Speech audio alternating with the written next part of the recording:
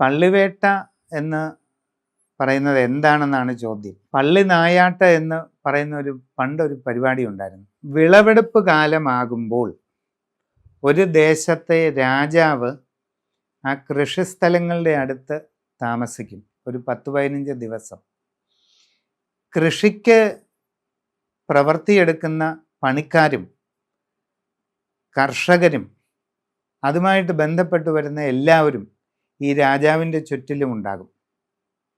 എന്നിട്ട് കൃഷി നശിപ്പിക്കുന്ന വന്യമൃഗങ്ങൾ, അന്ന് കാടും നാടുമൊക്കെ മിക്കവാറും തൊട്ടടുത്താണ്. ഇന്നത്തെ പോലെ വൻ നഗരങ്ങളും റോഡും അങ്ങനൊന്നും ഇല്ലല്ലോ.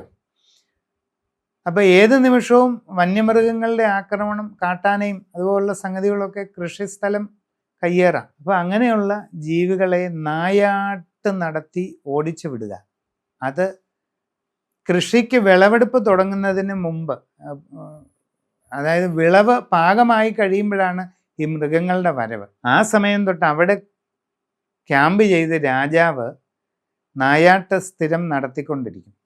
അത് ജനങ്ങളെ രക്ഷിക്കാൻ വേണ്ടി ചെയ്യുന്ന ഒരു പരിപാടിയാണ്. അഥവാ ജനങ്ങളുടെ കൃഷി രക്ഷിക്കാൻ വേണ്ടി ചെയ്യുന്ന ഒരു ചടങ്ങാണ്. ഇത് നൂറ്റാണ്ടുകൾക്ക് മുമ്പ് നിലവിലുണ്ടായിരുന്ന കാര്യമാണ്.